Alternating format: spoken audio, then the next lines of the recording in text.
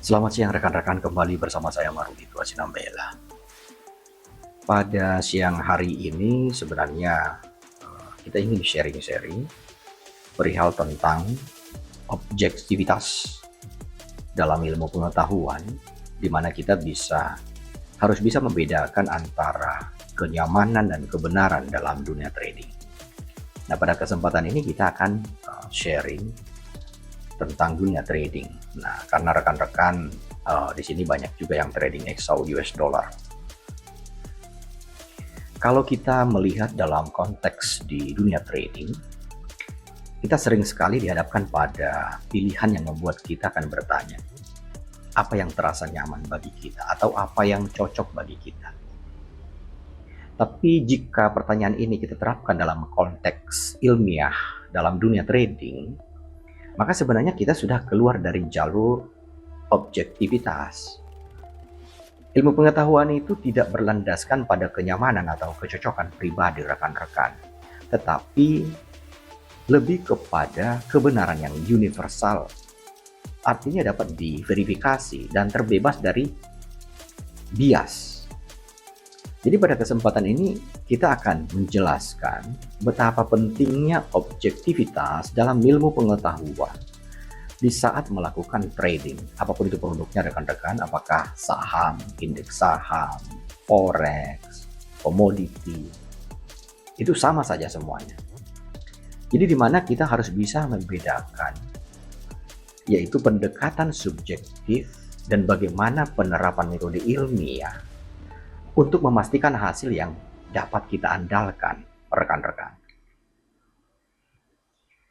Di sini adalah objektivitas dalam ilmu pengetahuan, objektivitas fundamental dan teknikal. Nah, ini adalah merupakan fondasi utama sebenarnya dalam ilmu pengetahuan dalam dunia trading, rekan-rekan. Jadi pendekatan ilmiah kalau kita menggunakan metode yang sistematis seperti eksperimen, contohnya pengumpulan data, analisis statistik, dan interpretasi berbasis logika.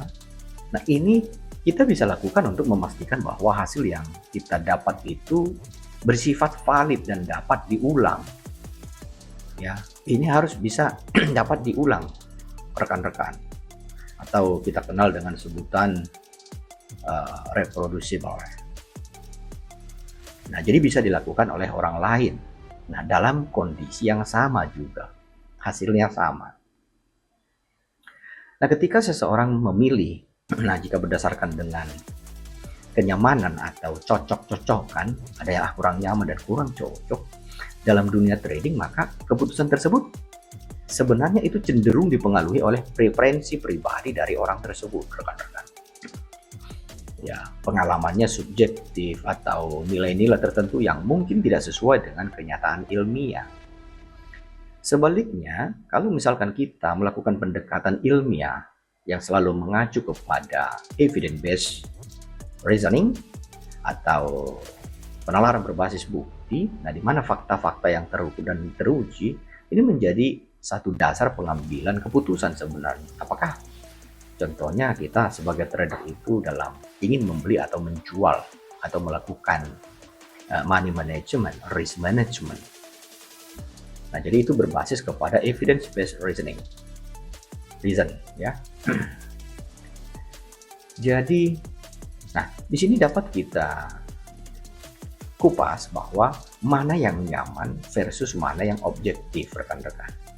Nah, di dalam pendekatan subjektif, contohnya kita memilih sesuatu yang kita rasa nyaman, kita rasa cocok nih indikatornya nih, ya. Nah, ini sering lah ya. Nah, itu kita tidak mempertimbangkan fakta yang objektif secara menyeluruh. Nah, dan cenderung ini bias, rekan-rekan. Nah, contohnya dalam perbedaan ini, nah coba kita lihat antara nyaman atau cocok. Nah, kalau misalkan nyaman atau cocok ini merujuk pada keputusan atau pandangan yang sesuai dengan kepercayaan atau keyakinan pribadi dari trader. Contohnya norma budaya atau emosi seseorang ya. Nah, pendekatan ini cenderung tidak memiliki landasan ilmiah ya, karena berdasarkan perasaan. Nah, itu sebabnya pada marulitua.com, nah di situ ya, kalau rekan-rekan memperhatikan, kita harus bisa membedakan antara perasaan dan logika. Kan ada itu di marulitua.com ya rekan-rekan. Nah, jadi yang kedua adalah objektif. Nah, kalau objektif artinya adalah ini kan merupakan pendekatan yang memprioritaskan fakta, data ya. Nah, fakta, data, berarti kan ada statistiknya di sana, rekan-rekan. Ada evidence di sana. Nah, jadi analisis kritis tanpa terpengaruh oleh emosi atau pandangan persepsi pribadi kita. Nah, hal ini dilakukan tujuannya apa? Untuk mencapai hasil yang akurat dan dapat dipercaya. Dan orang lain pun pasti akan bisa mengulangi apa yang kita lakukan. Nah, sebagai contoh nih rekan-rekan. Contohnya dalam penelitian ilmiah, nah seorang peneliti tidak boleh hanya menggunakan data yang cocok dengan hipotesisnya. Nah, tapi sebaiknya rekan-rekan, dia harus mempertimbangkan semua data yang relevan, termasuk data yang bertentangan dengan hipotesisnya dia sendiri. Jadi kalau tidak bertentangan, nah itu kan bukan penelitian ilmiah namanya. Itu kan feelingnya dia aja, feeling kan. Makanya trading itu menggunakan feeling. Nah, contohnya dalam membuat satu keputusan, ya dalam kebijakan publik atau apa, dalam trading atau bagaimana ya. Nah, pendekatan yang berbasis data dan riset lebih diutamakan daripada pendekatan yang hanya mengikuti contohnya dari opini mayoritas. Ya, itu kan opini. Belum tentu mereka memahami data atau fakta yang sebenarnya, rekan-rekan. Jadi kita lanjutkan. Nah, di dalam penerapan ilmiah, metode ilmiah, artinya metode ilmiah kan dirancang untuk memastikan keputusan atau melakukan ya, apakah kita beli atau jual dalam trading, atau ya misalkan dalam hasil penelitian kita itu bersifat objektif, apakah itu dari fundamental atau teknikal. Nah, metode yang kita gunakan itu melibatkan langkah-langkah. Contohnya, nah kita melakukan observasi. Nah, di dalam observasi kita mengidentifikasi fenomena atau masalah yang ingin diteliti. Nah, yang kedua kan pasti kan kita membuat satu hipotesis, rekan-rekan. Membuat hipotesis, contohnya membuat dugaan sementara yang bisa diuji melalui eksperimen. Nah, yang ketiga pasti akan melakukan eksperimen. Sesudah ada observasi hipotesis, ada eksperimen. Kita menguji hipotesis dengan cara kita mengumpulkan data yang relevan. Nah, baru yang keempat, setelah eksperimen kita analisis. Menganalisis data dengan menggunakan alat statistik atau logika, ya. Nah, itu langkah-langkahnya. Baru yang kelima kita buat kesimpulan. Kita tarik kesimpulan berdasarkan bukti yang tersedia sesudah dianalisis, diuji tadinya. Baru yang keenam, ya, replikasi. Jadi kita buat satu rule, artinya memastikan hasil tersebut bisa diulang oleh peneliti lain dalam kondisi yang sama. Nah, jadi 6, observasi, hipotesis, eksperimen, analisis, ya, kesimpulan, dan replikasi, rekan-rekan. Perlu diingat itu. Jadi pendekatan ini sebenarnya adalah tujuannya untuk memastikan bahwa hasil analisis kita atau penelitian kita itu dapat dipercaya, dapat diterapkan secara luas. Nah, terlepas dari siapa yang melakukan penelitian atau di mana penelitian itu dilakukan. Jadi, kalau kita memilih sesuatu yang nyaman, ini seringkali mengarah pada bias subjektif sekali, rekan-rekan. Nah, sementara kalau pendekatan ilmiah menuntut objektivitas. Nah, untuk menghasilkan pengetahuan yang valid dan dapat diterapkan secara luas.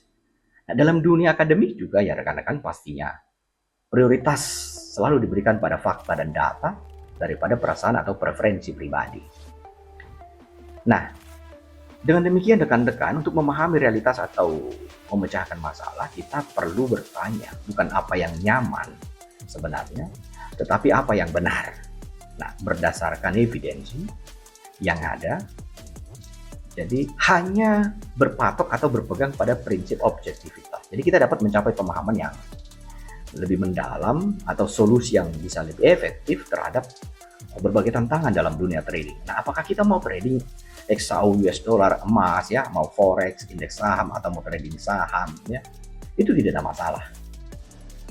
Karena rekan-rekan, objektivitas dalam ilmu pengetahuan itu adalah kunci untuk menggali kebenaran yang hakiki. Itu poinnya. Nah, sekalipun misalkan memilih sesuatu yang nyaman terasa lebih mudah. Nah, biasanya kan begitu. Jadi, hanya dengan pendekatan objektivitasnya, kita dapat memecahkan masalah secara rasional dan bertanggung jawab.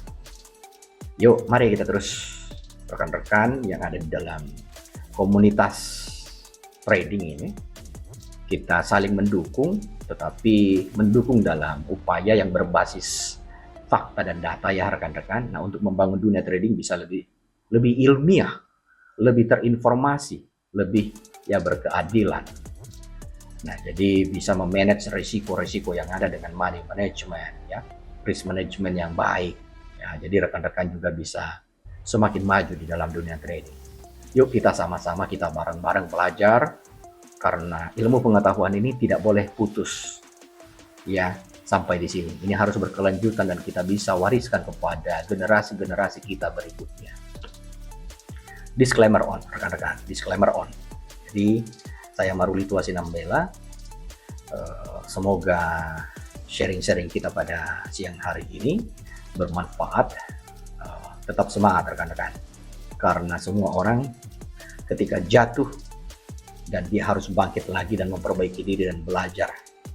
Ya, dan jangan gunakan feeling, tetapi gunakan ilmu pengetahuan untuk membangun segala sesuatunya agar jauh lebih baik. Semoga sukses selalu rekan-rekan. Happy trading.